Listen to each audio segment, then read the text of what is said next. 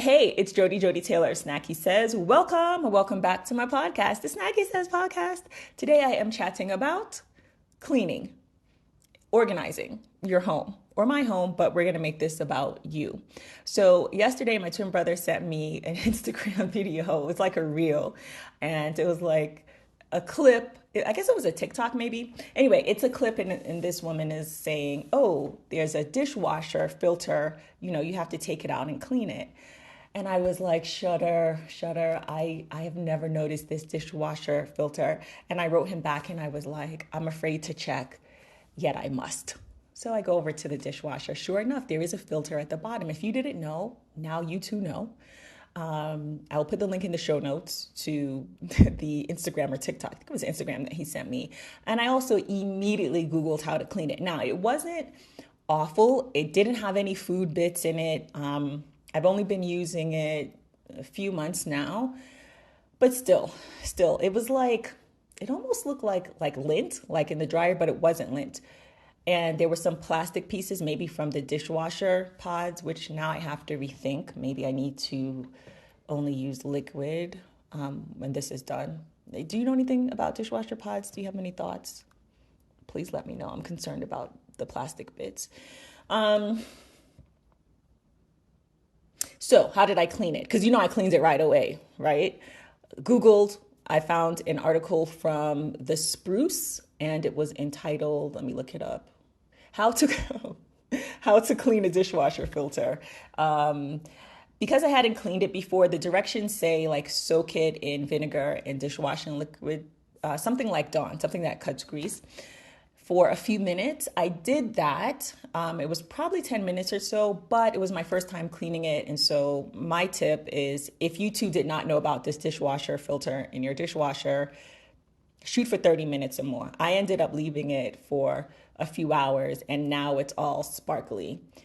Feel much better. And then, of course, I had already cleaned the dishwasher, but now I know about this part in the bottom. There's a little rack platform thing, very scientific, that also came out. So I cleaned those two pieces and put them back. The other thing I wanted to share with you is what I thought was a magazine, but it's kind of like it's a book from Good Housekeeping magazine, which is why I thought it was a magazine at first.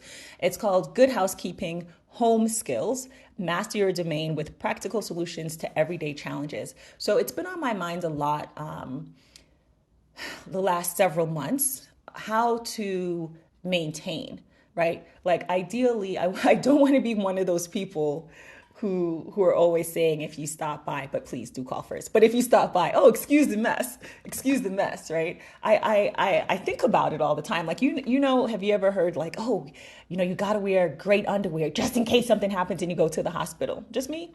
I think about that too. Same thing. Like if something happens and somebody has to come in, I kind of guilt myself into, this place should be more organized. I don't want to be saying, excuse the mess.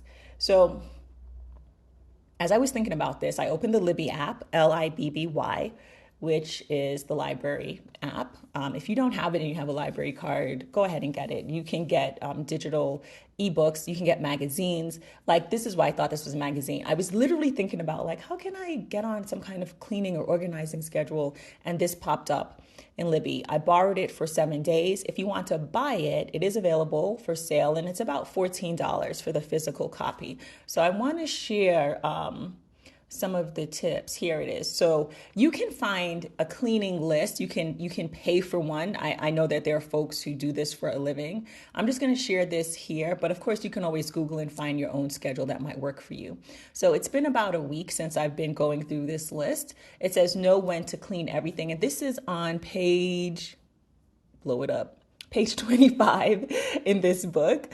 It says know when to clean everything. And the categories are every day, every month, every 3 to 6 months, every year, and also every week. So if you have a home or you rent, right, you probably know that the name of the game is maintenance. What is that expression? Prevention, an ounce of prevention is better than a pound of cure, or something like that. Well, this is what this list does for you. So instead of doing like a super duper deep cleaning, like pretend for a moment that you are moving. You're getting ready to move and you're moving tomorrow. or you're moving in a week, how much will you have to sort through and clean through and get organized? It's a little terrifying, right? If you haven't been staying on top of it. And maybe you've been in this place a year, maybe it's been 5 years, maybe it's been 10 years. It's a lot, right? But if you break it down into, well, what can I clean and maintain every day, every month, every week, every 3 to 6 months, every year, when you move, it should be, why am I using move as an example? But yeah, I just think that's like the ultimate, right? Because all of a sudden it's like, oh, I have, well, I don't know, it depends on the apartment or the home, but let's say you're going to do a deep cleaning or you decide to do a spring cleaning like I've done, or depth cleaning or a deep cleaning. It won't be that deep if we stay on top of it. So let me give you some examples from this this post. So every day, so it says clean coffee maker, sweep kitchen floors, wipe down kitchen counters and table. I'm just going to list 2 or 3 things from each category. Every week, change bedding, toss expired foods, wipe down kitchen appliances. Every month, dust and clean light fixtures, vacuum vents and woodwork, dust blinds, clean dishwasher, haha. By the way, for the dishwasher filter, you're going to do that about every 40 days, according to the article, but you'll see that if you click on the link. Let's see, every 3 to 6 months, clean out the freezer, wash car, wipe down inside a fridge. Wash car, I feel like some people do that more often. Descale coffee maker, that's more than 2 or 3 examples. And then every year, clean around dryer and vents, deep clean carpet and upholstery, clean drapes and curtains. So this kind of depends, right? I already see some here that I would tweak, that I would do more often or maybe less often, but I think this is a good starting point. So I put this photo in my iPad. I'm now using the Come on app, Noteful. I'm now using Noteful instead of GoodNotes. Maybe it's a mental thing, but I just seem to prefer it to GoodNotes, note-taking app. And so I have this picture here, and every day I just check. So here I clean the coffee maker. This is from yesterday. Clean dirty dishes, do laundry as needed, make the bed, sanitize kitchen and bathroom sinks. And some of this is pretty easy. It's like you brush your teeth, spray, clean, check, done. You finish washing the dishes, spray, clean, check, done. I find this very helpful. So I wanted to share those 2 things, and I wanted to say one more thing. I mentioned moving as an example earlier, right? If you are about to move or you're thinking about moving, I read this in an article, and I don't know if I can find the article. It was about like moving or preparing to move and things you can do. But the number 1 tip I got was start organizing and packing as soon as you know you're going to move. I would even say as soon as you think you're going to move. Because if you think, let's say you've been living in a place, a home, an apartment for a year, 5 years, 10 years, fill in the blank, however long you've been living at your place. If you think it's going to take you a week to get organized, change that to a month. You think it's going to take about a month? I would change that to 3 months. It takes way longer than you might anticipate. In the last 10 plus years, I don't think I've ever had more belongings I don't think I've had more things that would fit, how can I put this? It's basically like a studio apartment size level, the things I have, 10 plus years. It's either 2 suitcases or a couple of suitcases and some furniture, which can easily be gotten rid of. But the point is, even with that small amount of stuff, I find that it still takes me a long time to go through things, to sort things. Because even if you're going to pack up, and let's say you're going to put your life into a pickup truck or, I don't know, a small size truck, there's still a lot of things to go through. If you have a junk drawer, good luck. Junk drawers are the worst because you can't just throw everything out because there's always something in there that's not junk. If you were listening to this podcast last year when I was talking about spring cleaning or depth cleaning, I think I mentioned in one of those episodes that I tore up a tax paper that I needed because I was going through a drawer. I didn't even have that much stuff in it. And I was like, I could just, discard this stuff and throw it out. And what did I do? I tore up a tax paper that I needed. Scotch tape time. So give yourself time to get organized and just trust that it's going to take longer than you think. I also wanted to share, I don't think I've ever shared this before. If you've ever seen the movie Heat, wait, maybe I have spoken about this with Al Pacino and Robert De Niro.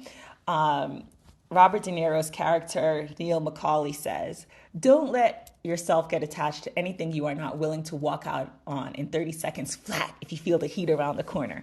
I don't remember anything else from that movie, but I always remember that quote, and I apply it to my space, whether that is at work or at home or wherever. I try not to, things happen, but I try not to get too attached to things. I try not to have too many things around it. That really, that quote has really informed a lot of things, right? So I watch a lot of Chinese dramas, and somebody is always, I'm totally exaggerating here because of course it's not every drama, and these are really mini dramas. Like someone is always getting kicked out of their office and they have that cardboard box. You can see this in any drama actually, right? Or any comedy, any movie. They have that cardboard box. If you don't work from home and you work in an office, like what's on your desk? Do you have like tons of photos and a whole bunch of personal items? Could you walk out in 30 seconds? I'm just curious. Or would you be there packing up? It's work. It like when you think about it, it's kind of curious to me anyway. This is kind of an aside. I'm not even sure if this is related, but I always found it funny. Like it's work. You don't live there. What's in that cardboard box? I remember leaving a job once and I had taken all of these notes. It was like a receptionist job. And it was like my last day I was leaving. And I didn't leave those notes there. And I got like a block or two away. And I was like, where am I going with this? And I just stopped on the corner and threw it all in the trash. Just maybe that's a bit of an aside. Okay, let's move on. I wanted to say one more thing. If you've been following, I hit 10,000 podcast episode downloads, I guess a few weeks ago now. Today we're at 11,800 as I'm recording this podcast episode downloads. I don't know why I was struggling with that. Thank you for listening. I appreciate you. I'm mentioning this because to celebrate hitting 10,000, sorry, I just hit my phone. I bought a podcast mic, which I got the other day, and I had what I'm recording from my phone, and I'm about to tell you why. I had what I call one of my dinosaur in space moments. Dinosaur in space is kind of funny, right? Because a dinosaur is extinct, and why is it in space? The two things, what is that, a paradox? It's like, dinosaur in space? So I got this podcast mic, and I take it out yesterday, and I think it's going to be plug and play or plug and record, like how I just hit record on my phone. I plug it into the laptop, and I'm like, now what? Dear podcast listeners, if you have a podcast, can you tell me which software you use? So I quickly realized, and I texted one of my friends, like, what should I be doing next? She gave me an app or two that I could use. One I had heard of. Wait a minute, I've heard of all of them, but there's one on my laptop, but this is a very long way of saying it's going to take longer than I thought because I'm a dinosaur in space to figure this out. So for now, I'm still recording on my phone. So I should be on the mic the next podcast episode. Maybe I'll stop mentioning it until I get it sorted out. But I wanted to follow up. I just want things to be super simple. Can we talk about something else real quick since you're my digital hostage? I got a new Fitbit. I'm wearing it now. I had another Fitbit for about 2 years, a little bit under 2 years. And during the holiday season, I noticed it was kind of like it wasn't charging as well. It basically just died on me one day and I had to order a new one because Fitbit doesn't make batteries. This is another dinosaur in space moment that I had. I just, calling me a dinosaur, but I just don't get it. I've complained about this before, I think in my 4 Things I'm Wondering About podcast episode. And at the time I was like, my cell phone is dying. They literally program it to last 2 years. And it's the same with the Fitbit. They don't even give you an option to get it fixed or to get a new battery. They build it. Like, if you don't believe me, Google Fitbit died and you'll see in the community forums, it's like, oh, well, it's made to be, last 2 years. So now you can replace it and upgrade, blah, blah, blah, blah, blah. So annoyed. The one bit of good news there is that you can recycle your Fitbit. So let's not, have bits and bobs around the house. This is something, a dead Fitbit is something that would end up in a junk drawer. I don't know how many cell phones you have, but if you're like me, you probably have 4 or 5. I gotta figure, do you know how to recycle those? I gotta figure out a way, because the reason why you get a new one is because it's broken. Maybe it's just dead. You can't get back into it, but there's still data on it. I just don't get it. The first phone I remember seeing and using was a rotary phone. Those things last forever. You could kill somebody with one of those phones, like bow, like that. That's how, and it would still keep working. I bet that's how strong they were. So it is hilarious to me that I am living in an age now where I pay $500, $600, $700, $800 for a phone or more, right? And they want you to pay monthly, but not I. I pay mine cold cash all at once. You pay all this money for a phone, and it is just going to stop working in 2 years. And the same with the Fitbit. What is going on? And then this feels like a rant, but I think it's a valid rant because it kind of goes back to cleaning and organizing, right? You're trying to have a lighter space and have less stuff, but the things that you buy are not meant to last. They're literally not meant to last. And then you end up with these things kind of piling up in the house, right? I want to talk more about homes. I had some other thoughts, but not around cleaning. Hold on, let me check my notes. Yeah, sometimes I have notes. Oh, okay, yeah. It's home related, but not really. Excuse the background noise. All right, this will be another podcast episode. Okay, if you got this far, I appreciate you. Today I was chatting about home organization and cleaning. These two things, it's only been a week, it's been a week, but these two things, first, the cleaning dishwasher, how to clean your dishwasher filter, that's a game changer because I didn't know that was down there. And now that I know, I already put it on my paper calendar. It's circled for next month. Every 11th of the month, I will be cleaning my dishwasher filter, and I'll also be cleaning my coffee maker, which I didn't talk about. So I have a regular coffee maker. I used to have a Keurig, but I found that it was a lot. The descale light, it was like a lot to maintain. The descale light would come on, I would descale it, and the light wouldn't go off. It's just a real mystery. So now I just have a regular coffee maker.